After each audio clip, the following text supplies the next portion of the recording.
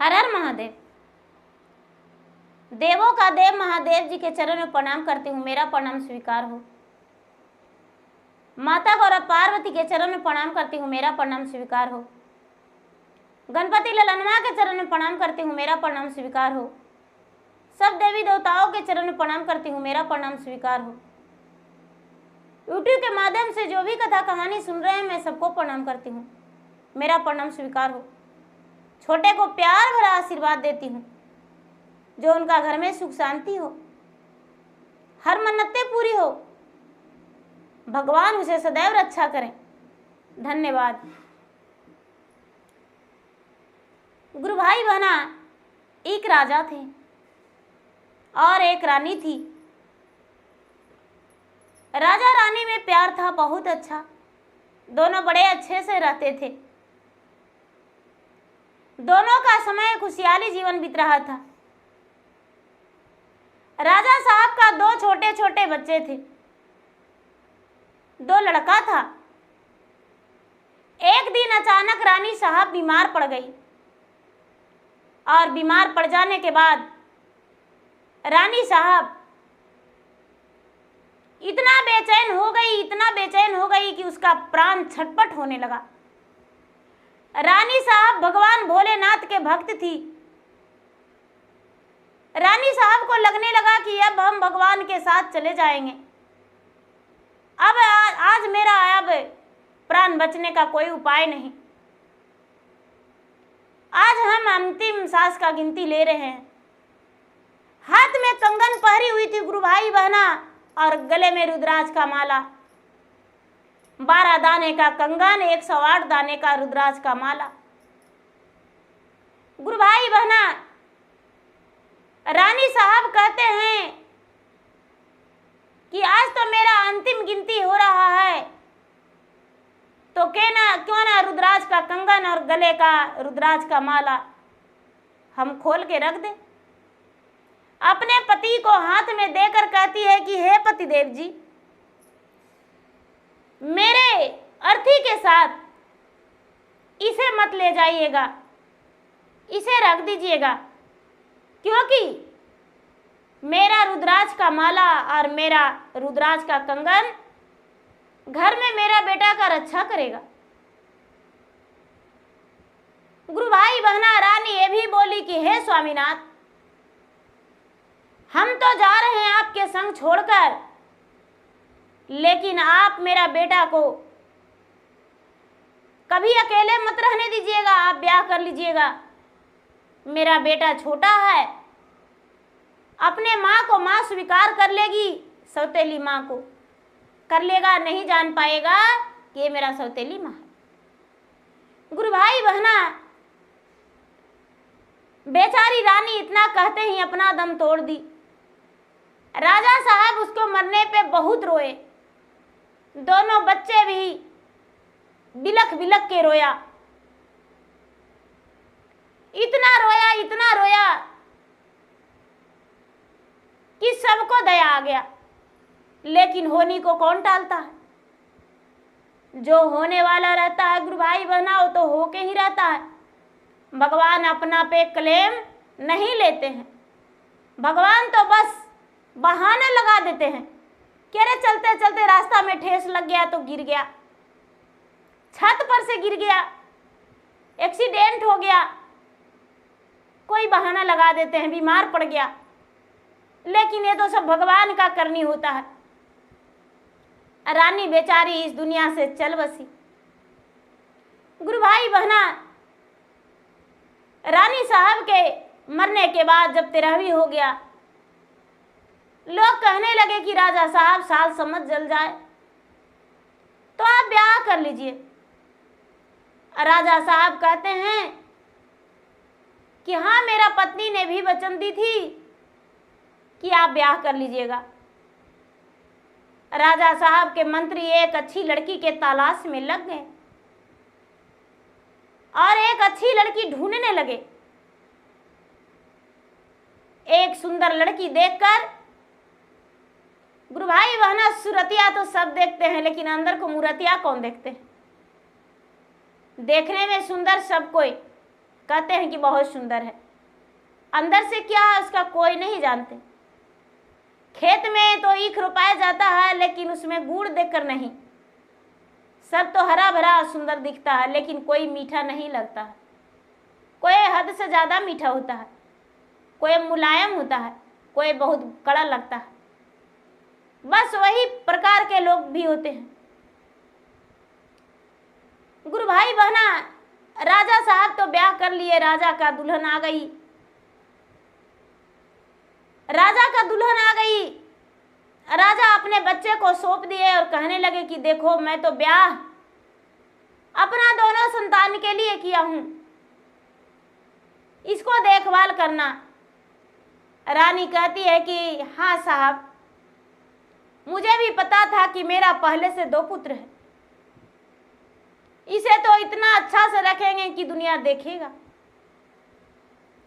राजा के सामने बड़े लाड प्यार से बच्चे को रखती थी, खाना देती थी, लेकिन राजा साहब को घर से जाने के बाद सौतेली माँ बच्चे को बहुत पिटाई करती थी।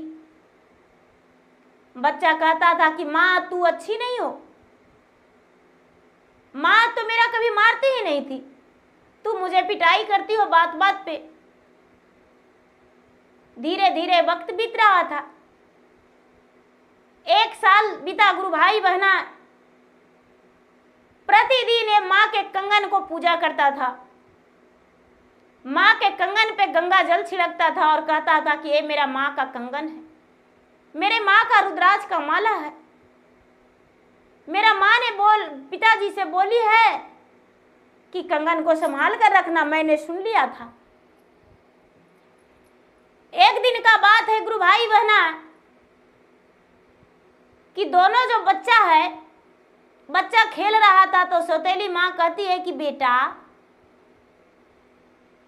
हम तुम्हारे बाबा का कुआं नहीं देखे हैं, बाबा का फुलवाड़ी नहीं देखे हैं, मुझे घुमा दोगे? बोला कि हाँ, हम पिताजी का फुलवाड़ी भी देखे हैं, कुआं भी देखे हैं, मेरी माँ तो कभी नहीं घूमने गई थी, चलो घुमा देते हैं। फुलवाड़ी में ले जाके रानी को घुमाई। दूसरा दिन हुआ तो कहती है कि बेटा बाबा के कुआं देखेंगे, बाबा के तालाब देखेंगे। बाबा के तालाब कुआं देखने गई गुरु भाई बहना, कुएं पर बैठ गई। और जब कुएं पर बैठ गई तो दोनों बच्चा भी कुएं पे बैठ गया। अब रानी सोच रही है कि कब बच्चा के धक्का दे दें, कब बच्चा के धक्का दे दे और बच्चा ही कुआं में चल जाएगा। रानी मन में सोचते सोचते सोचते सोचते गुरु भाई बहना झटका पाके और दोनों बच्चा को टेलने के लिए कोशिश की, दोनों हाथ लगाई और जैसी टेलती तो एक का गले में रुद्राक्ष का माला था, एक के हाथ में कंगन था, उसका माँ का कंगन और माँ का रुद्राक्ष का माला कभी छोड़ता नहीं था। वो अपने हाथ में एक बेटा गले में लगा लिया था, अपने माँ को याद करता था, भगवान को याद करता था और कंगन साथ में रखता था। रात में खूंटी में टांग देता था, सुबह होते ही अपने हाथ में और गले में लगा लिया करता था। गुरु भाई बहना झटका तो पड़ा नहीं, बच्चे तो कुआं में गया नहीं, लेकिन रुद्राक्ष के माला दोनों नाग बन गया। गुरु भाई बहना नाग बन के और रानी साहब के गले में पूरा शरीर को जकड़ लिया। एक गले में लपट के सर पे है, एक शरीर को बांध लिया। अब रानी का हाथ नहीं छूट रहा है बच्चा से, बच्चा बस कुआं पे बैठा हुआ है, रानी टेल रही है, नाग जकड़ लिया। रानी चिल्लाने लगी कि भाई कोई मेरा प्राण बचाओ, मेरा प्राण बचाओ। लोग दूर दूर से देख के हंसने लगे कि देखो राजा की पत्नी अपने ही बेटा को कुआं में डाल रहा है, और देखो और तो और उसको सर्प काटने लगा। गुरु भाई बहना राजा को पता चला, लोग तो पहुंच ही नहीं रहे हैं उसके पास। नाग जो है तांडव कर रहा है, गरज रहा है दोनों तरफ से अपना। रानी तो हार्ट अटैक होने वाला था, कांप रही है कि भाई मेरा जान बचाओ।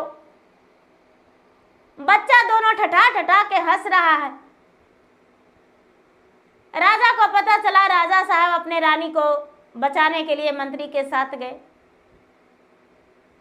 तो कहते हैं कि ये क्या किया, इस कुएं पर कैसे आए। रानी कहती है कि राजा साहब हमको यही लगा कि पहले से राजा के 2 बच्चा है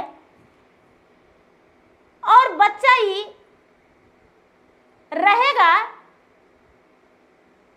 तो मेरा बच्चा होगा, उसको मान सम्मान राजा नहीं देंगे। इसीलिए हम ही बच्चा के सोचे कि मार देंगे। मेरा बच्चा कभी राजा नहीं बनेगा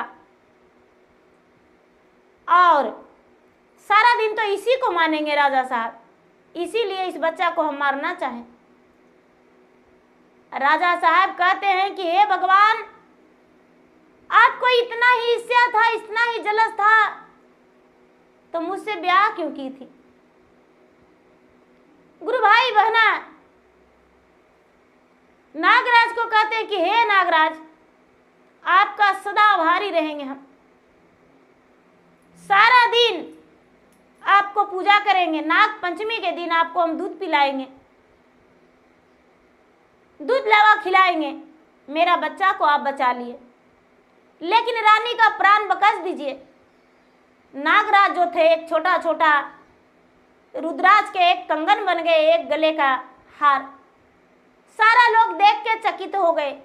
बच्चा दोनों कहने लगा, मेरा माँ का कंगन, मेरा माँ मुझे जान बचाया पिताजी। राजा साहब अपने पत्नी को उसी समय त्याग कर दिए। अपने पत्नी का मैका का परिवार को बुला के उसे मैके चला दिए।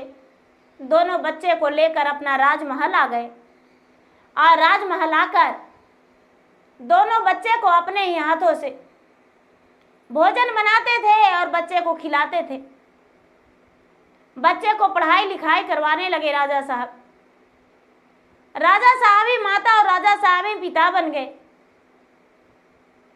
धीरे धीरे जब दोनों बच्चा बड़ा हुआ गुरु भाई बहना, तो दोनों बच्चा बहुत तेज, बहुत बुद्धिजीवी और एक बहुत बड़ा राजा बना और ब्याह करके अपना पत्नी को घर ले आया। अपने पिता को सुखी जीवन दिया और अपने घर में सुखी जीवन बिताया।